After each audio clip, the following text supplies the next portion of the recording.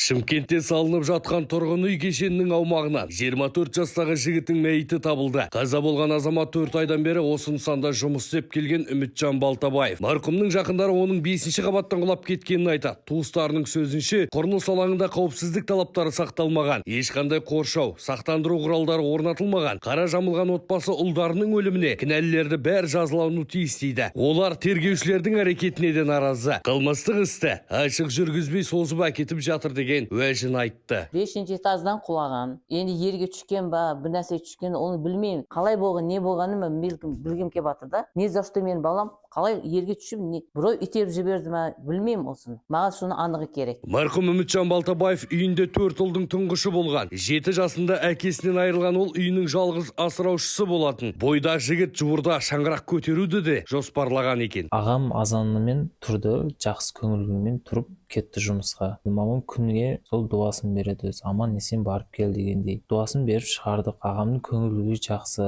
2 сағатта не болғанын білмейміз. Негізі безопасность деген нәрселер қарастырылмаған да, солардың лифтовой жабылмаған, сондай. Солардың барлығын айтқымыз келеді. Біз неден өлгенімізді білмей жатырық. Ағамыздың не себепті жұмбақ болып отыр. Негізі ағам өлетін адам емес. Бізді өзіміз 2 інім, солардың барлығын полный семьяны полный обеспечить етіп отқан өзім сол ағам болатын негізі. Осы үйді де салған өзімнің ағам, Үміт ағам, солардың барлығын обеспечить етіп жүрген ағам сол. Қайғылы жағдай Шымкент қаласында тіркелді. Қаза болған жігіт ауылдан күн сайын қалаға қатынап достарымен бірге осы құрылыста жұмыс істеп жүрген. Оқиғаға куә болған әріптестері құрылыс алаңында ешқандай қауіпсіздік шаралар сақталмаған ашық айтып отыр. Олардың сөзінше, марқұмның өмірін жалмаған апатқа дәл осы техникалық талаптардың орындалмауы себеп болуы әбден мүмкін. Жұмысты бастау керек болды. Арадан бір 30-40 минут өтіп қалды. Ой, шығайық деп төбеге шығып бара жатқанда, лестница проемға кетіп жатқанда, лифтовой барды. Ашық лифтовой. Сояққа